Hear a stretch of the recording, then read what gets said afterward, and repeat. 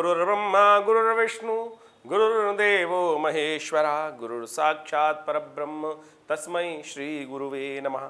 नमस्कार, स्वागत है आप में आचार्य विक्रमादित्य आपके साथ हूँ और आज का विषय हमारा है कर्क राशि वालों के लिए कैसा रहेगा नवंबर का पहला भाग। देखिए, नवंबर का महीना बहुत ही विशेष है। नवंबर में दिवाली भी आती है, नवंबर में कई ग्रहों का परिवर्तन का योग बन रहा है और कर्क राशि वालों को समझ लेना चाहिए कि इनके लिए कितना महत्वपूर्ण है ये समय। देखिए, आपकी राशि के अनुसार से यदि बात करें तो शनि महाराज, आपकी राशि के अनुसार से बात करें तो शुक्र और बुध, ये तीनों के तीनों बड़े महत्वपूर्ण ग्रह हैं और वो अपनी राशि में महत्वपूर्ण परिवर्तन करने के योग बना रहे हैं। एक तो कुछ स्थान राशि परिवर्तन करेंगे, शनि महाराज विशेष तौर पे वक्री चल रहे थे, वो मार्गी हो जाएंगे, सीधे रास्ते पे आ जाएंगे। और ऐसे में शनि का विशेष तौर पे मार्गी होना आपके लिए बहुत महत्वपूर्ण रखता है कर्क राशि वालों, क्योंकि आपके अष्टम भाव में इस वक्त शनि चल रहे थे, वक्र दृष्टि से आपकी सफलता वाले भाव को देख रहे थे, वो कहीं ना कहीं कुछ विघ्न देने के योग बना रहे थे। उन कई कार्यों में आपके महत्वपूर्ण परिवर्तन लाने के योग बन सकते हैं ऐसे में शुक्र का भी परिवर्तन होना और वो राशि का परिवर्तन करना, कन्या राशि में चले जाना, आपके विशेष तौर पे तृतीय भाव में जाकर उसका योग बनाना, ये बड़ा महत्वपूर्ण रहेगा। कई बातों में आपको बहुत अच्छे समझ लेना चाहिए क्या कुछ करेंगे, ऐसे में कौन से कहाँ से किस्मत जाग सकती है। तीसरा स्थान पराक्रम का स्थान होता है और ऐसे में शुक्र का तृतीय भाव में जाकर क्या कुछ करने के योग बनाएंगे, वो सारी बातें हम आपको बताएंगे। इसके साथ साथ देखिए, अभी कार्तिक का महीना आरंभ हुआ, कार्तिक का महीने में आरंभ होते ही एक विशेष योग बना। कहा जाता है कि कार्तिक के प्रथम पक्ष के अंदर यदि तुला राशि के अंदर 4 ग्रह इकट्ठे हो जाएं और तो वो अच्छे नहीं होते, विश्व के लिए भयावह स्थिति उत्पन्न कर सकते हैं। आप देख रहे हैं पूरे विश्व में किस प्रकार का भयावह स्थिति चल रही है और ऐसे में अब आने वाले समय में जो ग्रहों का योग बनेगा वो दिखा रहा है कि अशांति का योग और युद्ध और भयावह हो सकता है। कई आतंकवादी घटनाएं घट सकती हैं महत्वपूर्ण रूप से और पूरे विश्व में लोगों को शांति के साथ रहने की ज़रूरत है। प्राकृतिक आपदाओं के योग दिखाई देते हैं और ऐसे में 2 ग्रहण के बाद ये योग बनना ये थोड़ा शुभ नहीं दिखाई देता। ऐसे में कुछ खास उपाय आपके लिए बहुत ज़रूरी रहेंगे, वो सारी बातें हम आपके लिए रहेंगे। एक बात का और ध्यान रखना चाहिए, कार्तिक के महीने में विशेष तौर पर ग्रहों का योग के साथ साथ तिथियों में भी बड़ा महत्वपूर्ण कुछ योग बने हैं। कृष्ण पक्ष में एक तिथि बढ़ी और शुक्ल पक्ष में एक तिथि घट गई। कहा जाता है कि कई सारी चीज़ों में दाम में महत्वपूर्ण उठापटक होने के योग दिखाई देते हैं। जो लोग शेयर मार्केट में काम कर रहे हैं, सट्टे बाजार में काम कर रहे हैं, उनको बहुत सावधानी के साथ काम करने की ज़रूरत है। ऐसा हो सकता है कि कई चीज़ों में बहुत डाउनफॉल होने के योग बन जाए कई चीज़ों में, और ऐसे में जिस भी ट्रेडिंग में काम कर रहे हैं बहुत ध्यान रखिएगा। घटने चले जाएंगे तो एकदम घटते चले जाएंगे भाव और फिर आपके संभाले नहीं संभलेंगी। चीज़ों को ध्यान रखते हुए कार्य करने की ज़रूरत है। साथ साथ एक ग्रह योग और भी बन रहा है, चावल, घी, तेल, चीनी इत्यादि, सफ़ेद वस्तु इत्यादि, रुई इत्यादि में भी ध्यान दिखाई देने की ज़रूरत है। ऐसे में दिवाली तक इनमें भाव बढ़ने की ज़रूरत दिखती है। ऐसे में भाव दिवाली तक तो ग्रह दिखा रहे हैं कि इनमें भाव महत्वपूर्ण रूप से तेजी रहती दिखाई दे रही है। उसके बाद ग्रहों की स्थिति बाद में देखेंगे, तो इसकी सब चीज़ों को रुख देखते हुए आपको ध्यान रखते हुए कार्य करने की ज़रूरत है। समझ लीजिए सिलसिलेवार तरीके से ग्रहों का योग आपके लिए कैसा रहेगा। 1 नवंबर की सबसे पहले बात करते हैं। देखिए, कर्क राशि वालों, 1 नवंबर को ग्रहों का योग जो दिखा रहा है वो बहुत सुंदर तिथि बना रहा है। करवा चौथ का दिन है, कार्तिक के कृष्ण पक्ष की चतुर्थी है, बुधवार का अवसर और बुध सब शुद्ध, नई चीज़ें लाने के लिए आनंद का उत्सव है। सब शुद्ध होने के योग दिखाई देते हैं। सर्वार्थ सिद्धि योग भी इस दिन विद्यमान है और ग्रह गणना के अनुसार से आपकी राशि के अनुसार से थोड़ा सा दिन जो है, दिन का आरंभ काल तो अच्छा रहेगा, लेकिन शाम को थोड़े से ग्रह भारी हो सकते हैं, खर्चे ज़्यादा होने के योग दिखाई देते हैं, तो ध्यान रखते हुए करने की ज़रूरत है काम। अननेसरी के खर्चे, अननेसरी की चीज़ों पे कुछ ज़्यादा खर्चा ना हो जाए जो जेब पर भारी पड़ जाए, तो इन सब बातों को ध्यान रखते हुए कार्य करना है। नियमबद्ध तरीके से कार्य करने की ज़रूरत है। कोई जुर्माना आप पे हो सकता है, गाड़ी इत्यादि गलत जगह मत कीजिए। करवा चौथ का दिन है, कई बार क्या होता है जल्दीबाजी में कुछ जल्दी का काम शैतान का होता है, ध्यान रखते हुए कार्य करने की ज़रूरत है। इस दिन चंद्र उदय जो होने वाले हैं वो होने वाले हैं रात को 8:17 के आसपास, दिल्ली के क्षेत्र की यदि हम बात करें तो। और क्षेत्र के हिसाब से आपको सब ग्राफ दिखाई दे रहा होगा आपको हमारे चैनल पर, वो सब आपको बता दी जाएगा कब कब कहाँ कहाँ किस किस प्रकार के योग बनने वाले हैं। तो उन सबको ध्यान रखते हुए आप कार्य कर लीजिए, आपके लिए अच्छा रहेगा। कल्याणकारी योग बनते दिखाई दे रहे हैं। यदि हम बात करें 2 नवंबर की, तो कर्क राशि वालों, आपकी राशि के अनुसार समझ लीजिए उस दिन आपके लिए ग्रहों का योग थोड़ा भारी दिखाई देता है। स्वास्थ्य का ध्यान रखने की ज़रूरत है और थोड़ा से अपनी जेब पर ध्यान रखने की ज़रूरत है और हर चीज़ को नियमबद्ध तरीके से काम करने की ज़रूरत है। और विशेष तौर पर एक बात का ध्यान रखिएगा, आपके लोग कहीं ना कहीं आपको नुकसान पहुँचाने का कार्य कर सकते हैं। ऐसे में क्या उपाय करना चाहिए? देखिए, पंचमी की तिथि है, गुरुवार का अवसर है और ऐसे में सबसे श्रेष्ठ आपके लिए रहेगा धार्मिक स्थलों में जाकर कुछ पूजा पाठ की चीज़ों को मंदिर में दान करना। वहाँ के ब्राह्मणों की, ज्ञानी जनों की सेवा करना, पुण्य उनसे प्राप्त करने का प्रयास करना, उनका आशीर्वाद प्रयास करना, ये सुंदर उपाय है, करके कल्याणकारी योग बना सकते हैं। 3 नवंबर को षष्ठी तिथि है, शुक्रवार का अवसर है और विशेष तौर पर ग्रह का परिवर्तन, शुक्रवार का दिन और कन्या राशि में शुक्र का परिवर्तन, ये आपके लिए बहुत महत्वपूर्ण है। ये शुक्र का परिवर्तन एक बात कहता है कि आने वाले दिनों में आपके जीवन साथी का साथ आपके लिए बहुत शुभ हो सकता है, बनस्पत कि आप उस पर विशेष तौर पर ध्यान रखते हुए, उन पर विश्वास करते हुए कार्य करने का प्रयास करें। तो इस बात का ध्यान रखिएगा कि जीवन साथी आपके लिए अच्छा सोच रहा है, अच्छी बातें कर रहा है, सर्वार्थ सिद्ध योग विद्यमान है और उसका साथ आपको देने का प्रयास करना चाहिए, साथ आपको लेने का प्रयास करना चाहिए। गौ पूजा करना इस दिन बड़ा अच्छा रहेगा। शुक्र परिवर्तन की तरफ जा रहा है लेकिन थोड़े कमज़ोर हैं।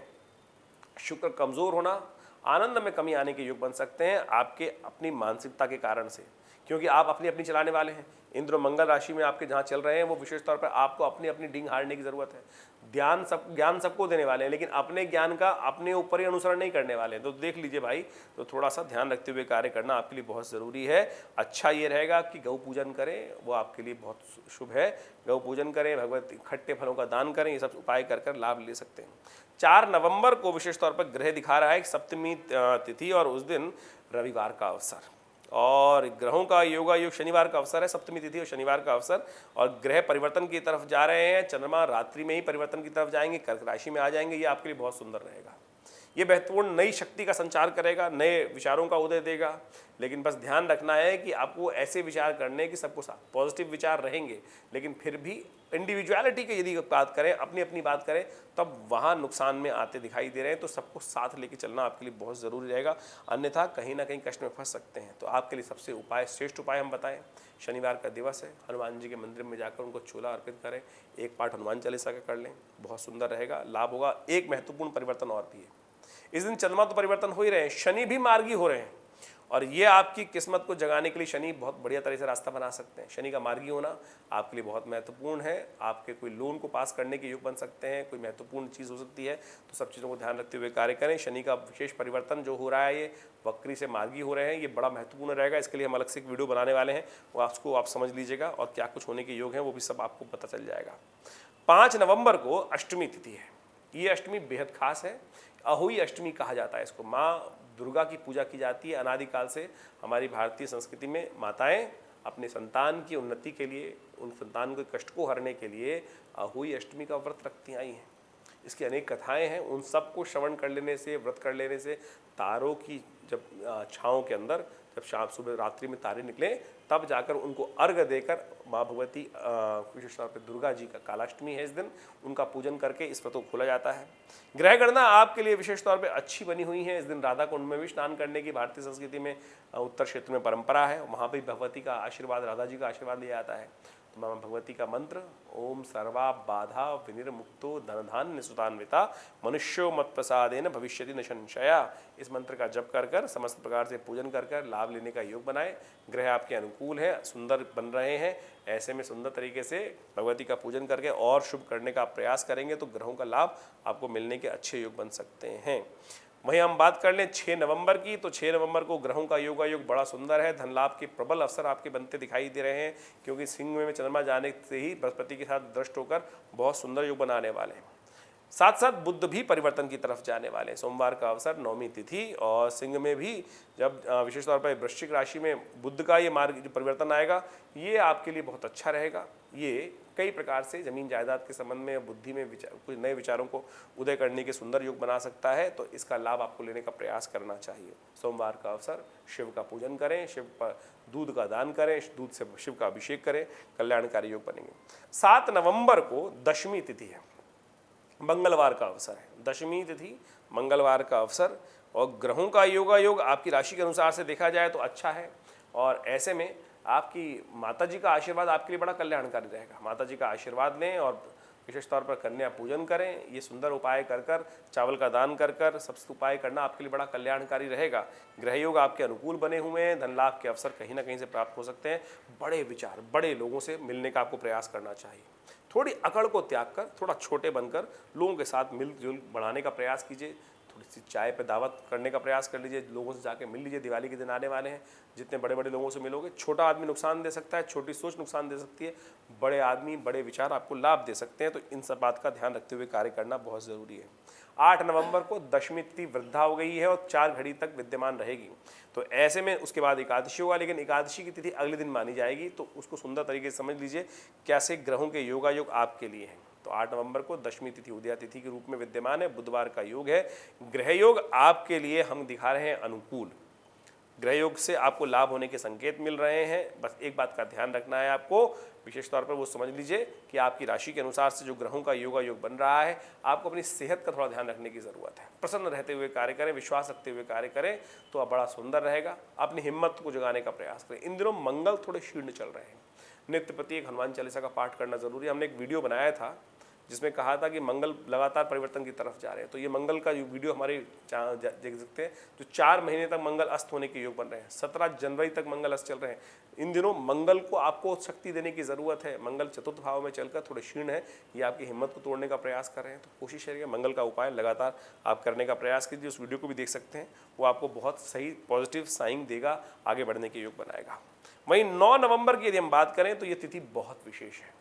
कार्तिक महीने की एकादशी है, रमा एकादशी को कहा जाता है।